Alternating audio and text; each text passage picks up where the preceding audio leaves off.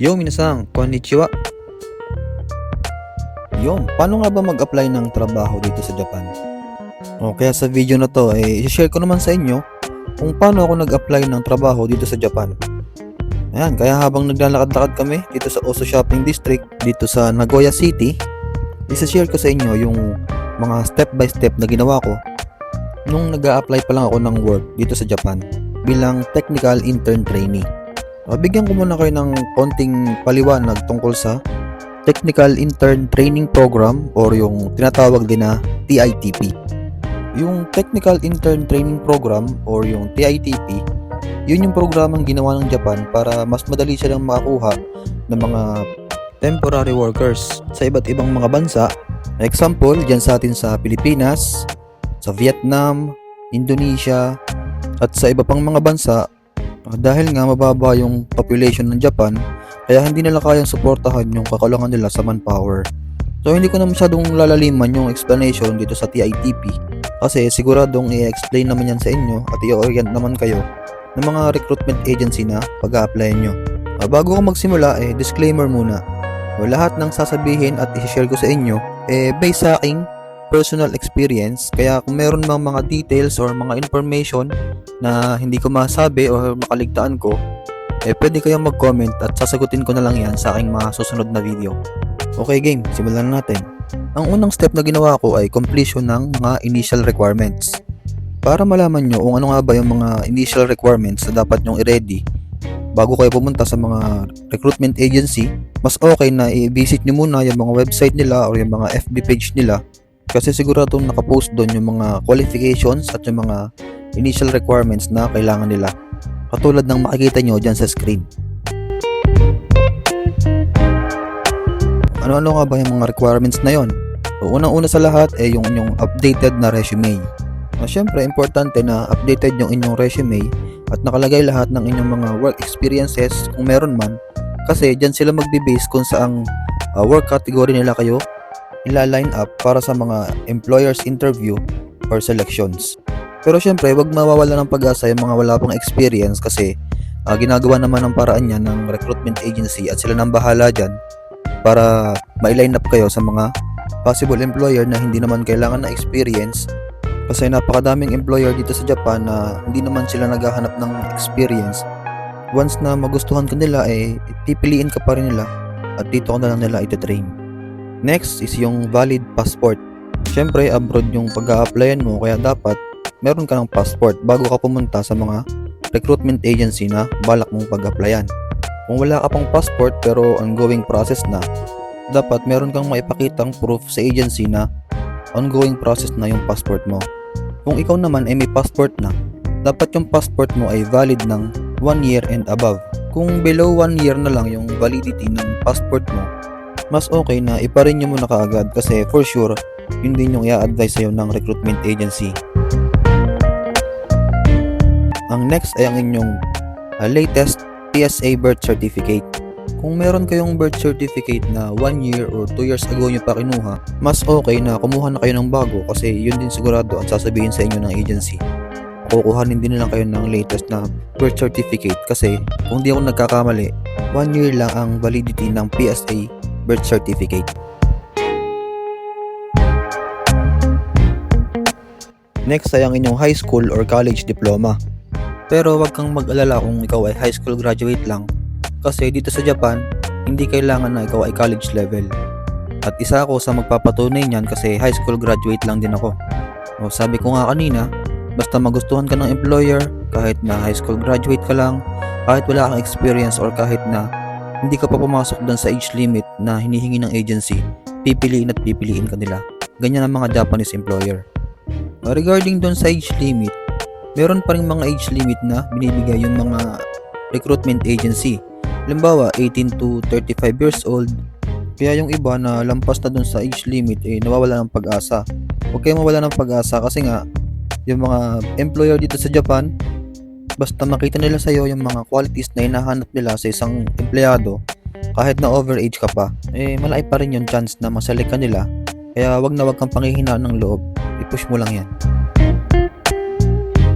Yung ibang mga requirements hindi ko na iisa-isahin kasi masyadong hahaba tong video.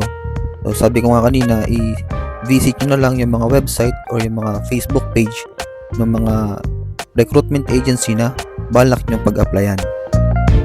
Okay, yung next step na ginawa ko, naghanap ako ng legit na recruitment agency.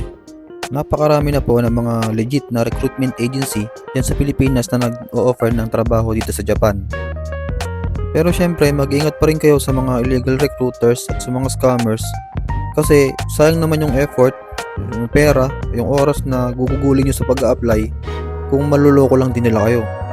Bibigyan ko kayo ng isang way kung paano ma-check kung legit ba yung agency na gusto nyong pag-applyan. Una, i-click nyo yung inyong mga Chrome browsers or kahit anumang browsers yan. Tapos i-search nyo yung workabroad.ph. Pag na-open nyo na yung website, i-click nyo yung tatlong line sa upper right.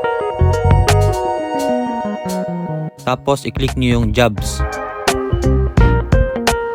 Tapos i-click nyo yung search agency. Tapos i-type nyo yung name ng agency na balak nyong pag-applyan. Ginawa kong example yung agency na pinag-applyan ko, which is yung Prudential Employment Agency. Tapos i-click nyo yung search. Pag lumabas yung pangalan ng agency, ibig sabihin legit yung agency na pag-a-applyan nyo. Pwede nyo pang i-click yung pangalan ng agency para makita nyo pa yung ibang mga details tungkol sa agency, tulad ng POA license number, tapos yung validity ng license ng agency, katulad yung nakikita nyo sa video. Tapos pag in-scroll down nyo pa, makikita nyo yung mga available na job openings na pwede nyong applyan dun sa agency. Yan, nakita nyo na rin kung ano yung legit agency na pinag-applyan ko. Gagawan ko ng separate video at i-share ko sa inyo kung bakit nga ba yung agency na yan ang napili kong pag-applyan. At isasama ko na rin dun sa video na yon yung step by step ng proseso ng application dun sa agency nila, dahil yun yung dahilan kung bakit Prudential Employment Agency ang napili ko. Pero lilinawin ko na po kaagad ha, hindi po ako sponsored ng agency na yan at wala po akong kahit na anong connection sa kanila. Ang goal ko lang po dito sa video na to ay makatulong dun sa mga gusto ring makapagtrabaho dito sa Japan.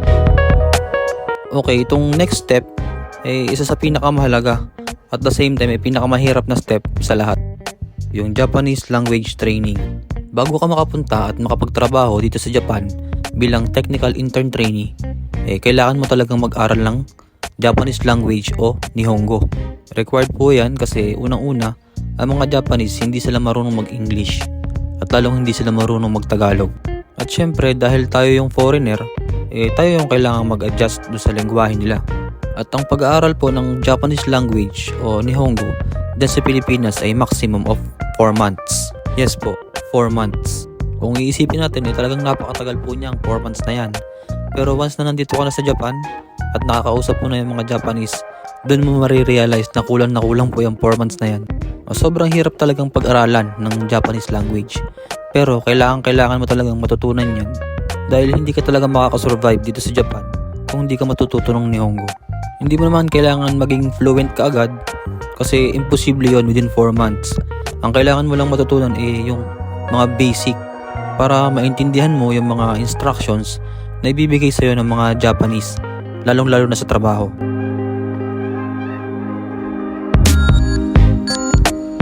Okay, next, yung medical examination. Actually, may iba't ibang phases po yung medical examination bago ka makapunta rito sa Japan. Ang pinakauna ay yung pre-medical exam bago kami sumalang sa employer's interview. Next is yung phase 1, kapag na-select ka na ng employer at bago ka mag-stay in dun sa agency para mag-start na ng Japanese language training. Tapos yung phase 2, kung hindi ako nagkakamali habang nag-aaral ka na ng Japanese language after 2 months. At yung third at final phase, before ka mag-stay out kapag natapos na yung 4 months ng Japanese language training mo. Kung bakit ganyan kadami yung phases ng medical examination, yan yung requirements ng mga Japanese employers para masigurado na hindi ka magkakaroon ng problema sa kalusugan once na nandito ka na sa Japan. Kaya kapag naselect ka na ng employer, kailangan mo talagang alagaan yung sarili mo, yung kalusugan mo. Dahil kung hindi, baka yan pa yung maging dahilan kung bakit makancel ka at hindi ka makapunta dito sa Japan. Sayang naman yung opportunity at lahat ng hirap na pinagdaanan mo. Kailangan mo talagang maging disiplinado, lalo na sa kalusugan mo, dahil hindi porket may employer ka na or selected ka na ng employer sigurado na 100% na makakaalis ka. At hindi lang medical, kundi meron pang ibang mga dahilan kung bakit nakakancel yung pag-alis ng ibang mga trainee. At gagawan ko na lang din ng separate video kung ano-ano yung mga dapat nyong iwasan para hindi makancel yung alis nyo once na meron na kayong employer papunta rito sa Japan. At yung last step yung completion ng other requirements. Dito usually katulong nyo na yung agency sa pagkukompleto ng mga requirements na to, kaya hindi na kayo mahihirapan. At pag dumating na yung inyong COE or Certificate of Eligibility galing dito sa Japan, kailangan nyo nang i-ready yung mga gamit nyo, dahil ang kasunod nun magkakaroon na kayo ng schedule ng flight papunta dito sa Japan. And yun yung mga step na pinagdaanan ko nun at ginawa ko bago ko nakapunta dito sa Japan. At uulitin ko, lahat ng i-share ko dito at sinabi ko sa video na to based sa aking personal experiences. Kaya kung meron mang mga nabago sa proseso, siguradong i-orient naman kayo ng mga recruitment agency na pag-a-applyan nyo. Bago ko tapusin tong video na to, gusto ko muna kayong bigyan ng konting words of encouragement. Magpa 5 years na ako dito sa Japan at isa lang masasabi ko sa inyo, sobrang worth it ang opportunity na makapagtrabaho dito sa bansang to. Hindi lang dahil sa mas magandang sweldo nakikitain mo dito compared din sa Pilipinas, kundi dahil din sa once in a lifetime experience na mararanasan mo dito sa isa sa pinakamagandang bansa sa buong mundo. Kaya kung ikaw ay nangangarap na makapagtrabaho sa ibang bansa, highly recommended ko na i-consider mo as preferred destination ang Japan. At yun, maraming salamat sa panonood nitong video. Sana nakatulong sa inyo kahit paano yung mga shinare ko. At kita-kits na lang tayo ulit sa aking next video.